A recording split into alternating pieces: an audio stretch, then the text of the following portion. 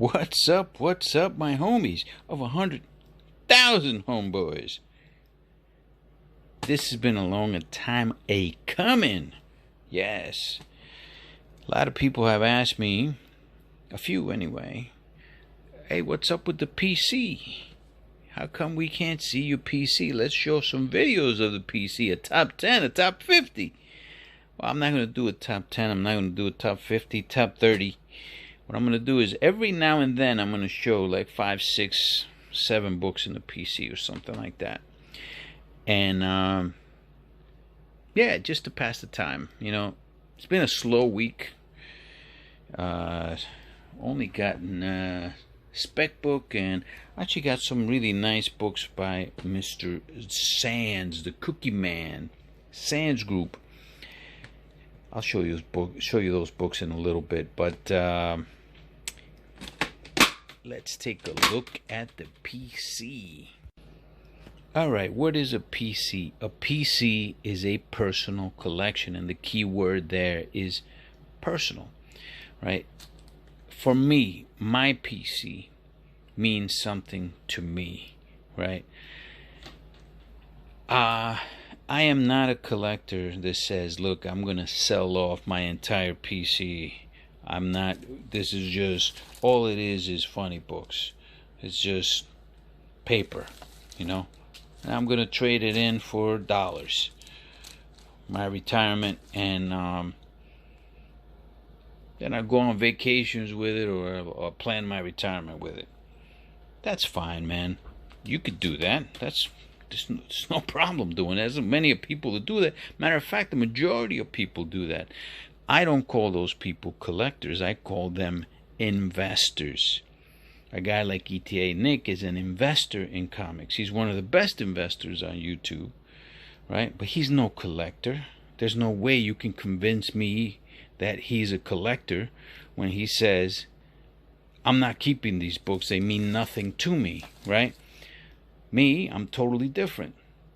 A lot of these books mean something to me. Why? Because they have a type of significance. I learned the English language through comic books. Amazing Spider-Man, Stan Lee, and Ditko pretty much taught me the English language. Pretty much. You know, alright. Take out 5 books so you guys could see it. Some books you've seen, some books you haven't seen. Some of them are not even books at all, but I'm only going to take out about 5 or 6. And you guys tell me what you think. Alright? Alright, look guys. Not every book in my collection is going to be a $5,000 or $10,000 book. My PC is riddled with books like this. Probably about 300 to 200. You're going to see a book here today that's like $100 you can go out and get it for if you like it. You know, this particular book though fascinates me. It's a fascinating book. I just wanted to have it. I submitted this book multiple times, never got a 9.8 until I finally did. But by that time I had already bought a 9.8. The 9.8 that I bought is at a different location, but I do have this one here. Alright. This is Dark Horse Presents #1. This is the very first book ever published by, you guessed it, Dark Horse Comics. Dark Horse was founded by a man named Mike Richardson. He opened up a store called Pegasus Fantasy Books. That store would later be known as Things from Another World. So you can see that this guy has been successful. The reason he founded this was because at the time, which was 1986, the two big conglomerates in comics were Marvel Comics and DC. And creators would complain about not owning the characters that they were creating. Something that even Stan Lee had a problem with, and Ditko, and Kirby, they had a problem with it too because they were employees of Marvel. You know, later on that become lawsuits, and anyway, that's a different story. However, that's the reason why he created Dark Horse Comics, is because he saw an opportunity for creators to have access and intellectual property to the characters that they created. It wasn't something that was new, though. You're going to see an item that I'm going to show you guys of a man that kind of started that whole thing way back in the golden age of comics. A legend. We'll get to that in a little bit, okay? But anyway, that's what I find so fascinating about this, is that that's what started it all. And then for Dark Horse, and afterwards, you know, they came out with some really great books, man. Predator and Aliens. This particular one, this was an apocalyptic story. I could see this being like a movie or a series. Actually surprised nobody ever tried to pick this up, actually. Black Cross. Maybe you might see it one day, and then if that ever happens, and this book will take off where it should be. Matter of fact, it would become probably unreachable if something like that ever happens. Look, Marvel and DC is owned by Warner Brothers, who there are big time rumors that, you know, they're probably going to sell off DC Comics, or I mean, there is one rumor out there that they might sell off DC to Marvel. Go figure. Imagine. I don't even want that to happen. I hope that's wrong. I hope that's like an internet a fanboy dream, you know, because I really wouldn't want that. I don't want to see Disney anywhere close to Batman, but what I'm trying to say is that it's hard for companies, like media companies, to get a hold of intellectual properties. But something like this, you know, they can get a hold of something like this because nobody knows what the hell it is. So, and then also there's another character here, Concrete, that's also in this issue. But this one's, you know what? This one's more animated, I would say. You know, something, I wouldn't say for kids, but something, you know, more for animation than anything else. I could see this being a movie, though. All right, let's look at the numbers on CGC for this baby. All right, numbers. Just as I expected. Look, only 256 have been graded by CGC for the cover A, for the first print. There has been a second printing, but you want to go after that first printing. Now, that first printing, 51 9.8s.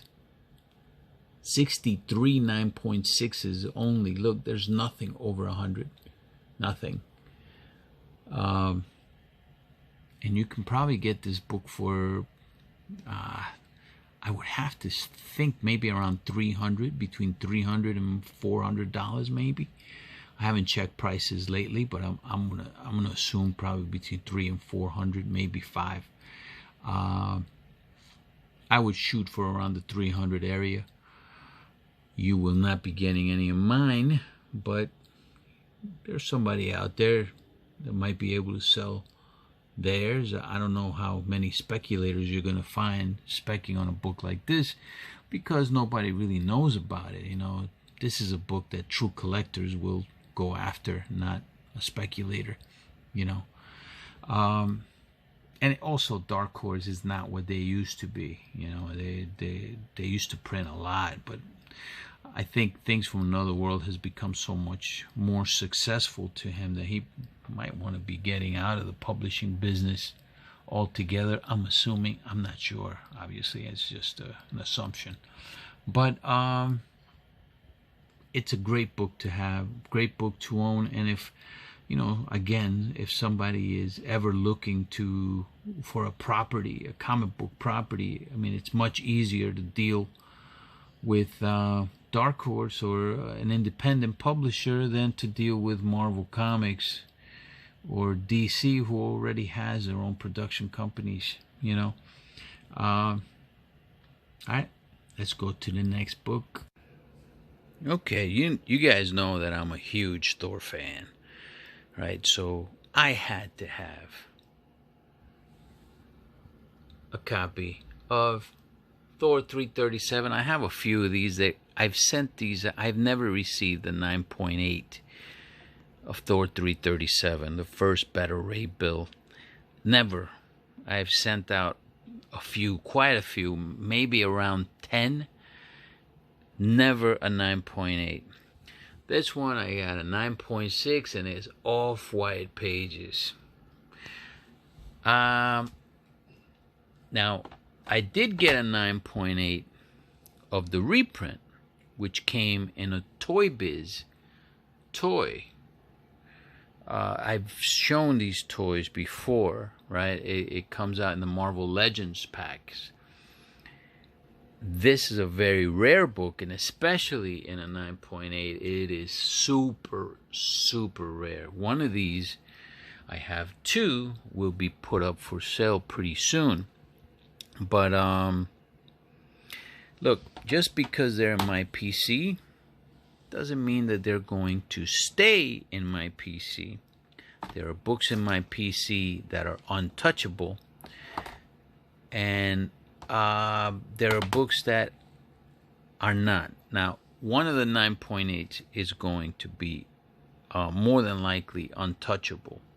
More than likely. I always wanted to get a Canadian price variant in a 9.8, but I've never succeeded, and I haven't had many.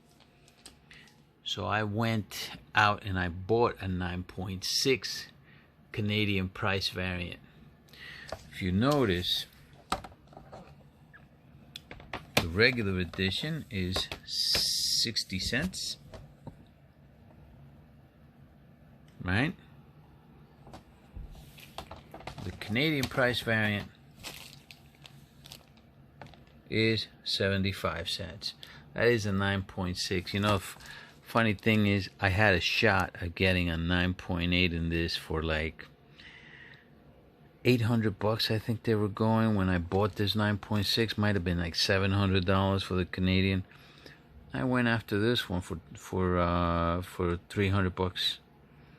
I'm like, you know what? Let me do the and then because I sent out a couple of Canadians, and no, I got like a 9.2, and no, it didn't work out for me. Sucks. I could have just gotten the 9.8 and held on to it, and that would have definitely been a keeper for a fact in my PC. Look, my PC, all of the books in my PC are not keepers, but there are some that I will never sell, ever. But these are right now in my PC. I do have a couple more of these with Mr. Kendra.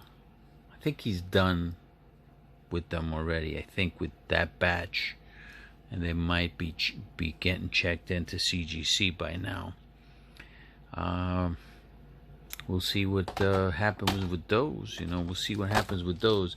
If I get at least one more 9.8, I'm going to send it out to get the Thor special label, and it's going to go in the PC for like as a keeper forever. As of right now, one of these 9.8s is going for sale. Definitely the 9.6 is going to go for sale, but it's not going to be yet. It's not going to be until we get glimpses of Better Ray Bill and the Canadian price variant. This one might stay in the PC. For right now, all these 4 books are in the PC for the time being. These two are the ones that might stay. You know what? Let's look at the rarity of the Canadian price variant and the Toy Biz, which is from 2006, by the way. All right. This one here came out in 1983. All right, let's take a look at the CGC numbers.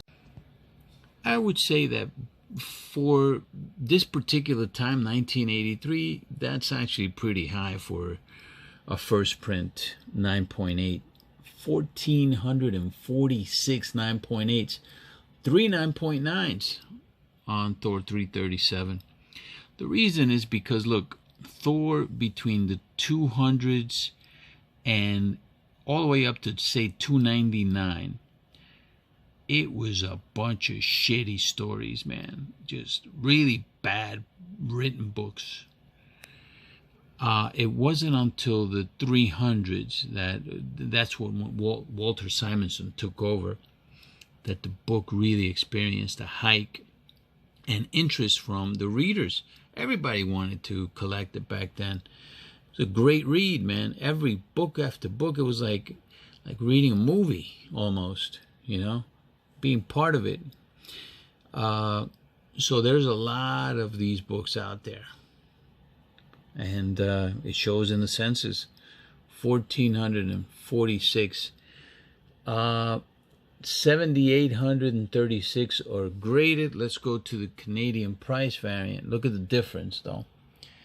Canadian price variant. This is the cover A's. 2,075 9.6s.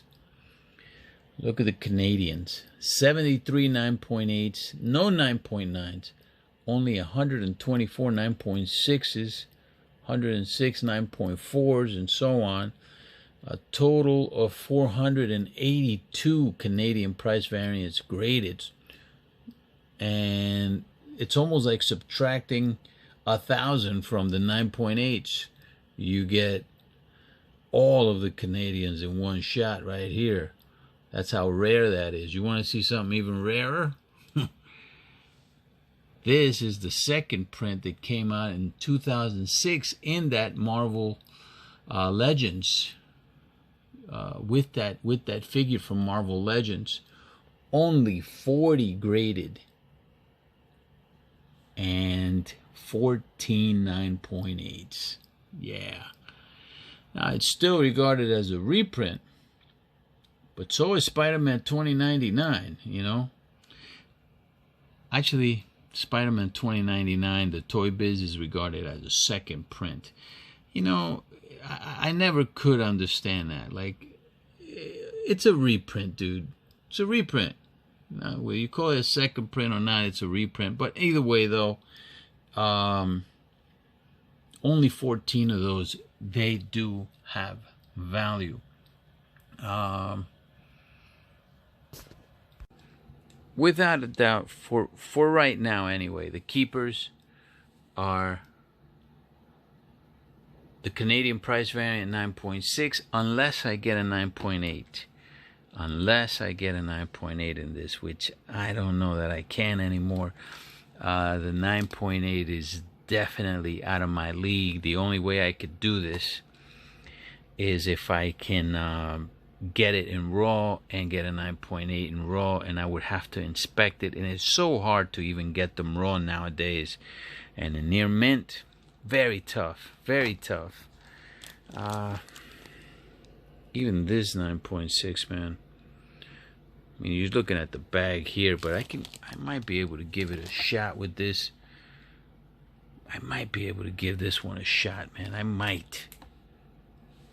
Could be a possibility. This baby's going to be kept, and it's going to go out for a label, a special label. Matter of fact, I'm going to be sending those out for the labels soon. All right, let's go to the next book. Without a doubt, though, the first print 9.6 is going to be sold, and one of the 9.8's reprints will be sold as well. And the other reprints that come back will all be sold. I like having multiples, though, in my PC just in case they rise. I don't...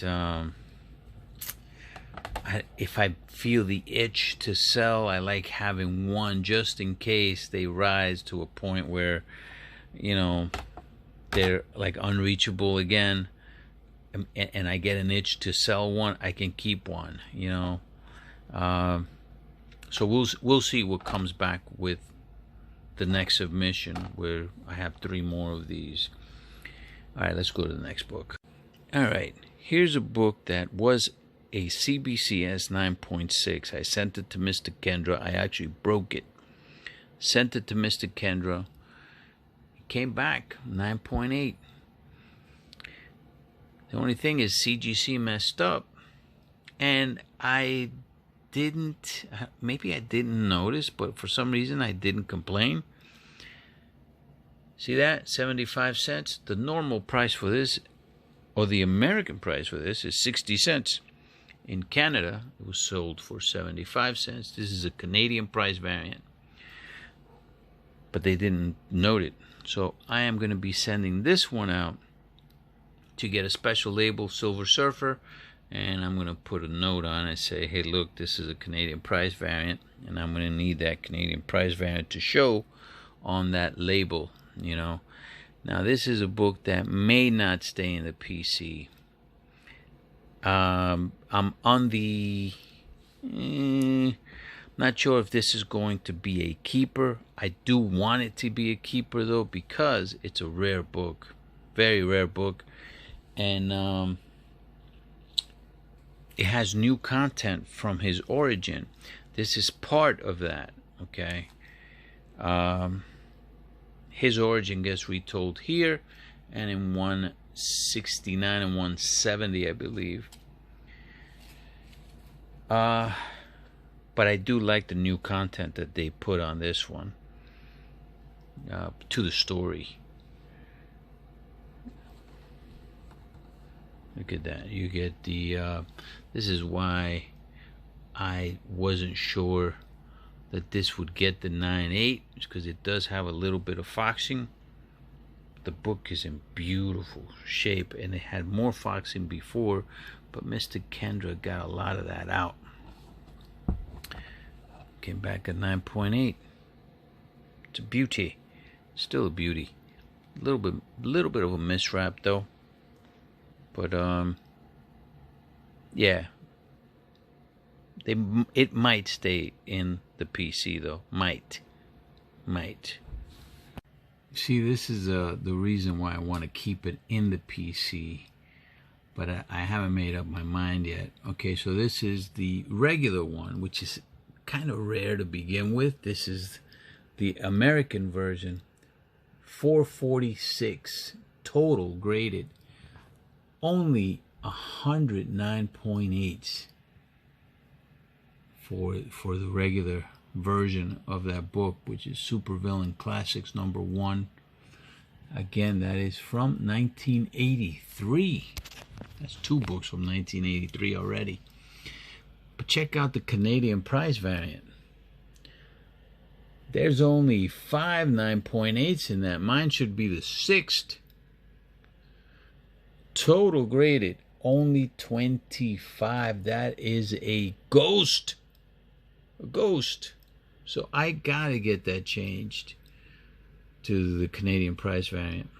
You know, gotta get that changed. More than likely, that's probably going to be a PC book also. I mean, it's a PC book now, right? But it's like a wait-and-see PC book. You know, it's not a keeper. But more than likely, that will become a keeper, guys. It will become a keeper because, you know, I like my cosmics. I like the powerful guys, and that's an origin with an original, with original pages added. So... yeah, let's go to the next book. even as a little kid, man, I never liked Superman. It's just a guy that could do no wrong. He could do everything, you know. Super. He was super in every single freaking way that made absolutely no sense to me. Why even have a villain if he could just beat him in a second or a millisecond? Why? It didn't make sense for a character like this. Then came The Dark Knight Returns, and Superman was put down a notch by a human. And it was him, and that's what got me into Batman. Frank Miller made Batman what Batman is today, period. Okay? Yeah, you know, Denny O'Neil did a great job in the 70s, I'll say, but Frank Miller changed the entire character of Batman. I think he followed up on Denny O'Neil's work and just took it up a notch, like 10 notches above that. Love this cover. This cover for me is as iconic and as great and magnificent as any cover done by Todd McFarlane. Jim Lee and Todd McFarlane defined their eras. You know, they were, to me, and I compared them before, is, you know, the Schomburgs and the Coles of their day, you know. But they don't get the same love, you know. They just don't. You get a book like this, you can find this book in a 9.8 probably for $100. Probably. But say you get a Hulk 340, around the same 9.8s in both books, okay? Now, yeah, they are separated by about 15 years, okay? But they got about the same 9.8s. Right, 1,000 to 1,100, I would say, both. But Hulk 340 is $1,000 book, $1,500 book in a 9.8. Really, this one is 1/10 of that if you're lucky, maybe less than 1/10 of that. The two of the top 3 characters on the planet in this one. And that one has probably 2 of the top 3 Marvel characters for sure, and Wolverine and the Hulk, right? But yeah, Lee doesn't get the love that McFarlane does, but one day that will change, okay? This one only has around 600 9.8s. This is the second printing. I went heavy on both of these, and I have multiples of both of these in 9.8s. And the reason I did that again was because I wanted to keep one of each in my PC, and one of these each will be in my PC forever, ever. Forever, ever? Forever, ever. Last piece we're going to show today is something I wanted to have in my collection. Just to have him as just to have something personal from one of the great pioneers, innovators, and creators in comic book history. And he has affected so many phases of comic books that the awards that we have for comic books today are named after him. This is a newspaper clip for the Chicago Sun, January of 1943, by the great Will Eisner. There's a few things we're going to touch on with him. You know, he was known for different things, and all of them, he was mimicked by it. His use of splash pages, as a matter of fact, let's take a look at just a couple of them. All right, you see this kind of work? This is the type of stuff that you would see from Eisner. And you're talking about in the 1940s, even late 30s. The light work, which a lot of people even today are influenced by, and the splash page. He was like an innovator in ways that other people mimicked him later on. The splash page nowadays is pretty relevant in almost every comic. Back then, not so much. You know, he for him it was great to have that splash page because it took up an entire page and the readers loved it. You know, another thing with him is sequential art. So he wanted to tell a story just based on the art that was involved in the story. We'll take a look at the at my piece, even though it's a small piece or whatever. But you see, like stuff like this, right? He also created mature content, not the cheesy stuff that was out in the golden age of comics. But look, I'm Miguel, and this is not a story for little boys. It's no story for little boys, buddy.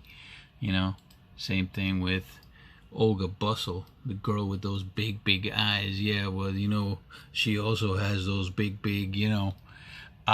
Yeah, not for little kids. You know, he's making, you know, Disney wouldn't have hired this dude. Look at this. This is straight out of what you would see from Todd McFarlane. You gotta wonder if McFarlane was inspired by a guy like this. The shame is that I don't believe that McFarlane ever won an Eisner Award, because I think McFarlane deserved it. I don't think he ever did. But this is straight. Look at that. Come on. It's gorgeous. It's gorgeous work, especially for that time.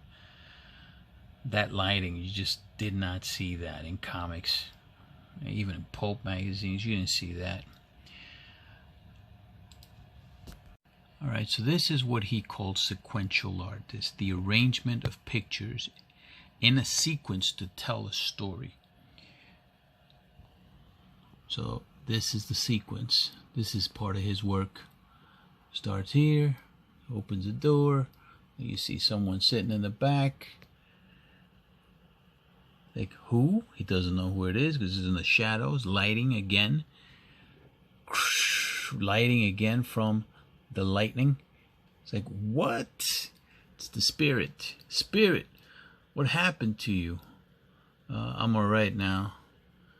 Sit back, Dolan, and let me tell you about Lorelei. Lorelei, the Odyssey Road. See, sequential art. We show you another one here. This one's kind of, well, it's not really funny, but it kind of is. This was the first plagiarizing of Superman. This is Wonder Man, and he was created by Will Eisner. Okay, he was the guy's name that published it. His name was Victor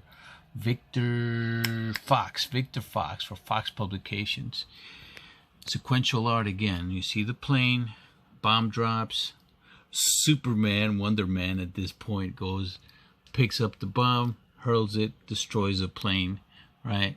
Superman, that is Superman. This was the first plagiarizing case in comic books history. In your comic book hunting, if you ever come across this book, this is Wonder Comics #1. It's going to be very hard to come by this book. And even harder to find somebody that doesn't know what this book is. But I'm sure it's out there. Has to be. Alright. Pick it up. This is a part of comic book history. This is the first one-hit wonder in comics. You know, this book was a serious hit when it came out, but then DC sued, and that was the last time you saw of him. Yeah, you know what's funny, right? I'll show you this. This is what this guy looks like. That's Wonder Man. And doesn't he look just like Marvel's Wonder Man, except he's got blonde hair and a red suit?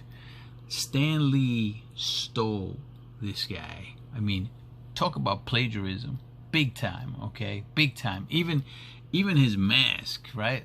Let's find a picture of Wonder Man real quick. All right, so you tell me if this isn't the same guy, okay? See that? And now we see this. So instead of a mask, he gave him glasses. But look at that W, okay? And he's got, you know, a darker suit. But that's the same guy. Same W, right? Pretty much. That's plagiarizing. But DC didn't approach, you know, they didn't go after this for, I guess they didn't really care because it wasn't Superman, right? So... yeah, Stan Lee did that to a lot of characters. The Fantastic Four is one, were four of those characters, really. Fantastic Four came out in a different book, actually. A DC book that was created by whom? Jack Kirby, actually. I have that book in my collection as well. I'll show it one of these other days. But anyway, I'm getting off track. The sad reality of the success of Superman is that his creators never benefit really out of him. I mean, maybe just a little bit, you could say, because they did have a job. That's actually what they got paid for it. They got paid $130 and a job. Jerry Siegel and Joe Schuster created Superman in 1933. They wanted to have him in newspaper clippings, but they couldn't sell it. So for 5 years they tried, and nobody would take it, until Detective Comics said, we're going to give you $130 and a job. You can write him since you guys created him, but we're going to own him. And they accepted it in 1938. Superman became so popular that it became the #1 selling comic book in the world. I mean, they were printing, I would have to think, like 1 million copies a month of this thing. Think about it. Way back then, 1 million copies, only a few remain. People were just throwing them away. The war also, they wanted to recycle paper, you know. But anyway, what follows after the success is the clones. This is one, Steel Sterling, and the most popular, Captain Marvel. Of course, there was litigation with Captain Marvel that lasted decades, because I think the only reason that there was litigation is because Captain Marvel outsold Action Comics. Wiz Comics outsold Action Comics for a little while, and DC said, you know, we got to put a stop to this. That went on for decades. But what also happened was that Schuster and Siegel woke up and they said, hey, we want a piece of that too. So they sued. That lasted for decades. The bad thing about individuals suing companies that are making money every month, right? They have revenue coming in, lots of revenue, is that they can defend themselves as long as they want. But you can't keep suing because you got to keep paying those attorney fees, right? So they dropped the litigation in the 60s. So DC ended up hiring Jerry Siegel to write Superman for them as a good gesture, I suppose, right? Is that what it was? Really? All right. Another sad thing is now the creator of Superman needs to go through an editor-in-chief to get his story approved for the character. So sad, so sad. 70s comes around and Superman now has a movie coming out, and at that point they open litigation again, Schuster and Siegel. But the public perception, they were hoping that the public perception has changed, and I'm pretty sure it had. So DC settled out of court. they gave them a measly $25,000 for life. For life, a year, for life.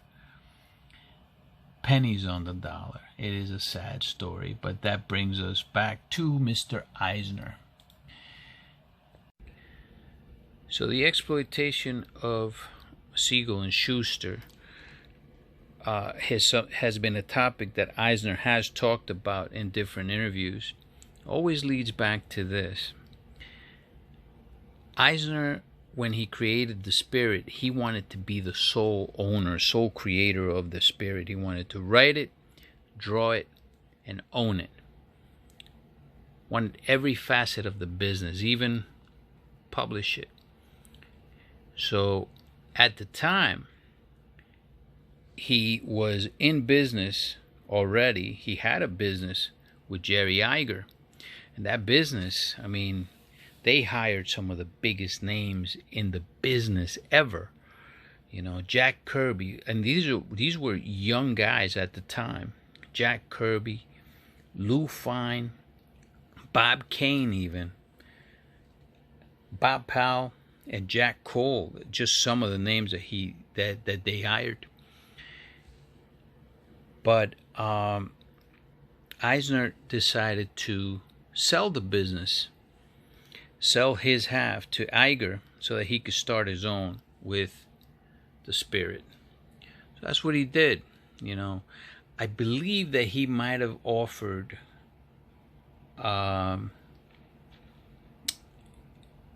Iger to buy his share, but I think Iger just said, you know what, I'll buy you out instead.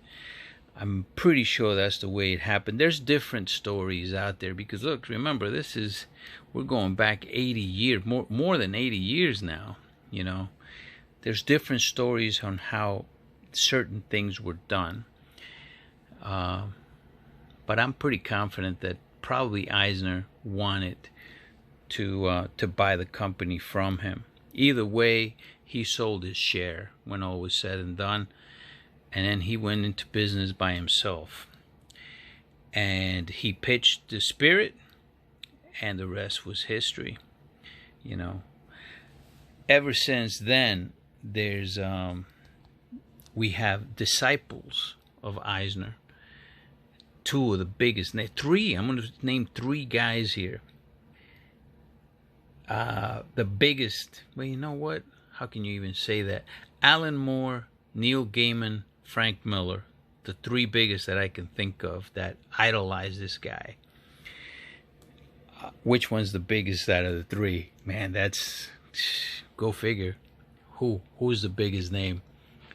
Maybe for me it's Frank Miller, you know. But for you it might be Alan Moore. All three of them geniuses, all three. And they all idolize this man for everything that he did. You can go on YouTube and type any one of those names and then just put Eisner at the end, and you will see interviews by them talking about Eisner. I've seen them already, and it's just fascinating to me. There's very few guys in comic book history that have become great writers and great artists. There's many guys that have tried and failed. You know, McFarlane is a great artist, right? His writing, though, can you say that's great? Negativo, positivo, my friends. McFarlane sucks as a writer. But you do have great ones, you know. Frank Miller, early on, was great. He was a great one, great artist, great writer. Walter Simonson, same thing. Dan Jurgens, you know, he was pretty good at both. I wouldn't say he was great, but he was really good at both. And John Byrne was great at both, in my opinion. But this guy, man, he was the guy, and there's very rare when you see a creator with this type of talent. I wish that I could open this, guys, so I could show you all the pages. I haven't seen them myself because I don't want to break the tamper-resistant tape here. But I just wanted to show this piece. Now, this piece isn't anything really. I wish I had I'm not a guy that's big into comic art. I never have been. But if there was one piece that I would really treasure, it would be something by him, you know. And maybe one day I'll have it. But this is as close as I'll get to owning something, you know, something decent. I just wanted to have something in the collection. All right, last segment here, guys. And this is what I've been buying lately.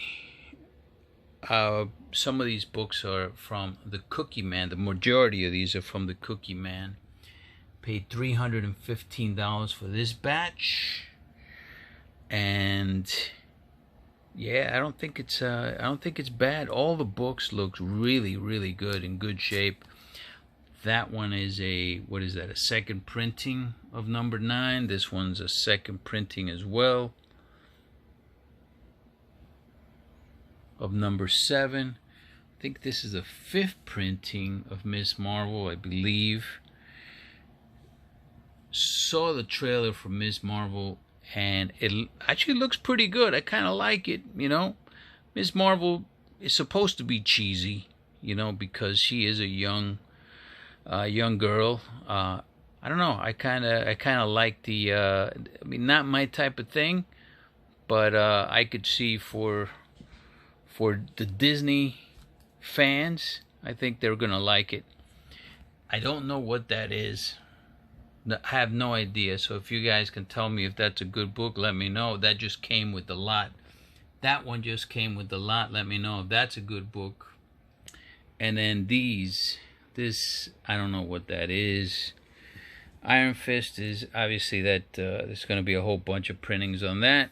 And don't know what this is. Probably Punk Hulk, maybe. I know what this is. This is Tosin, and once it comes graded, he's going to be toast. Toast, you get it? Toast, tossed into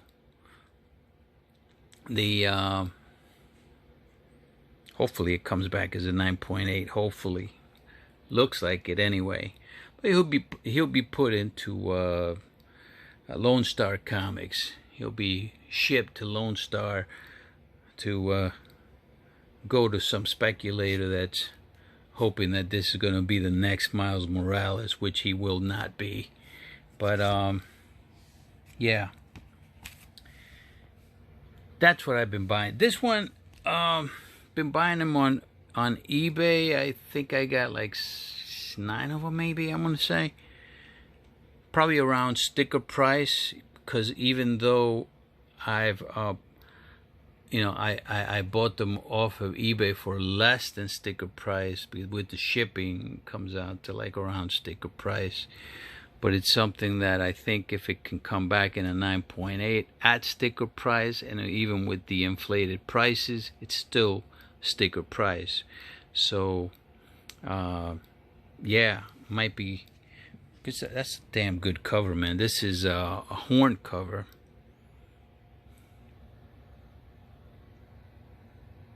He's a really good artist. We got so many great cover artists now. There it is. Oh, no, it's not Horn. It's Greg Land. I thought this was Horn, but it's Land. All right. Sorry, my mistake. Still great cover regardless, and that is still a great cover artist. Modern. That's what I've been getting. Look, I still got some more of them over here too, and over there. All right, my dudes, been a long video. I don't know how many people survived this one all the way to the end. Later, dudes.